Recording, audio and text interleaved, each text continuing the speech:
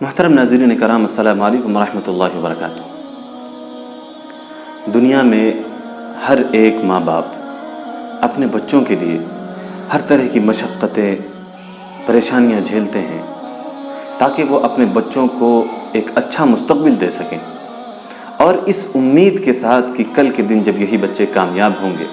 تو یہی بچے ہمارے بڑھاپے کی لاٹھی بنیں گے۔ لیکن یہی اولاد جب بڑی ہو جاتی ہے تو والدین کے ساتھ وہ سلوک نہیں کرتی جس کے وہ مستحق ہوتے ہیں۔ اسی سے متعلق ایک واقعہ کسی نے بھیجا تھا، ہم نے چاہا کہ آپ تک بھی یہ شیئر کیا جائے۔ بہرحال ایک شخص تھا جو میجر جنرل تھا، اس کے 3 بیٹے تھے۔ اب چونکہ یہ شخص میجر جنرل تھا، گھر میں ہر طرح کی آرام و آشائش کی چیزیں موجود تھیں، زندگی خوشحال طریقے سے گزر رہی تھی۔ دھیرے دھیرے وقت گزرتا گیا، یہ بچے جوان ہو گئے، اور وہ شخص جو میجر جنرل تھا، باپ، وہ بوڑھا ہو گیا اور وہ نوکری سے ریٹائر بھی ہو گیا، اور اس کے ساتھ ہی اسے بہت ساری بیماریوں نے بھی گھیر لیا۔ وہ نہ پیروں سے اپنے چل سکتا تھا اور نہ ہی وہ اپنی زبان سے بول سکتا تھا۔ وقت گزرتا گیا، دھیرے دھیرے حالت یہاں تک پہنچ گئی کہ یہی بچے جو کل تک باہر بتاتے ہوئے یہ فخر محسوس کرتے تھے کہ ہمارا باپ میجر جنرل ہے اور ہمارے کام تو یوں چٹکیوں میں بن جاتے ہیں، ہمیں دوڑ دھوپ نہیں کرنی پڑتی، اب یہی بچے یہ بتاتے ہوئے شرم محسوس کرتے ہیں کہ یہ ہمارے باپ ہیں۔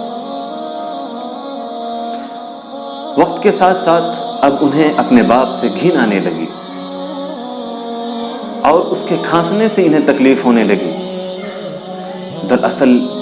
اپنے باپ کے وجود سے انہیں گھن محسوس ہونے لگی۔ چنانچہ ان تینوں بیٹوں نے یہ فیصلہ کیا کہ ہم اپنے باپ کی دیکھ بھال کے لیے ایک نوکر رکھ لیتے ہیں، اور ان کے اس فیصلے کے بعد ایک نوکر آ بھی جاتا ہے، اسے 20,000 روپے کی تنخواہ پر مقرر کر لیا جاتا ہے، متعین کر لیا جاتا ہے، اور اسے بہت ساری ہدایات دی جاتی ہیں کہ تمہیں ہمارے باپ کی بہت اچھی دیکھ بھال کرنی پڑے گی، اور اس نوکر کو بہت ساری ذمہ داریاں دے کر کے اس کے بعد یہ تینوں بیٹے اپنے بال بچوں سمیت چھٹیاں گزارنے کے لیے دوسرے ملک کا ارادہ کرتے ہیں۔ ایک بچہ فرانس جانا چاہتا ہے، دوسرا لندن اور تیسرا پیرس، اور یہاں پر نوکر کو تاکید کر کے یہ تینوں اپنے بچوں کے ساتھ چلے بھی جاتے ہیں، اور وہاں بڑے فخر کے ساتھ جا کر کے وہاں اپنا تعارف پیش کرتے ہیں، تو یہیں سے ابتدا کرتے ہیں کہ ہم میجر جنرل کے بیٹے ہیں۔ اس کے بعد یہاں پر نوکر میجر جنرل کو چھوڑ کر کے اسے باہر سے لاک کر کے بازار سے بریڈ لینے کے لیے جاتا ہے، لیکن اتفاق سے وہ روڈ کراس کرتا ہے اور اس کا ایکسیڈنٹ ہو جاتا ہے، اور وہ صحیح نہیں ہو سکا، وہ کوما میں چلا جاتا ہے۔ لوگ اسے اٹھا کر کے اسپتال میں ایڈمٹ کرا دیتے ہیں، وہاں وہ کومے کی حالت میں اپنے دن گزارنے شروع کرتا ہے، اور یہاں پر جنرل میجر جو کہ کمرے میں لاک ہو چکا تھا، نہ وہ اپنے پیروں سے چل سکتا تھا اور نہ ہی وہ اپنی زبان سے کسی کو آواز لگا سکتا تھا۔ بالآخر وقت گزرتا گیا، 3 مہینے کے بعد جب بچے چھٹیاں گزار کر کے جب گھر آتے ہیں تو جب باپ کے کمرے کا دروازہ توڑ کر کے دیکھتے ہیں تو وہاں صرف انسانی ڈھانچہ پڑا ہوا تھا۔ کل تک جو ایک خوبصورت میجر جنرل تھا، وہ اب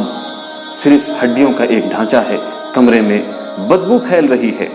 کوئی وہاں پر دیکھ بھال کرنے والا نہیں ہے۔ میرے بھائیوں،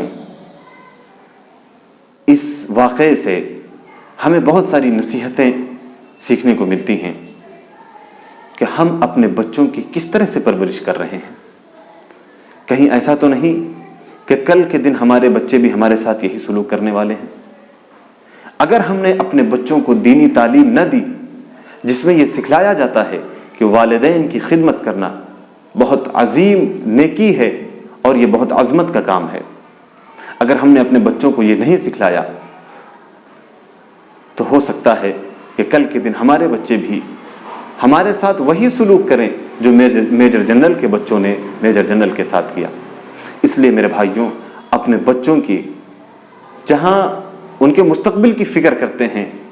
وہیں انہیں اچھی تربیت بھی دیں تاکہ آپ کا بھی مستقبل بہتر ہو سکے۔ اللہ تبارک و تعالی ہمیں اچھے عمل کی توفیق عنایت فرمائے، آمین۔ السلام علیکم ورحمۃ اللہ وبرکاتہ۔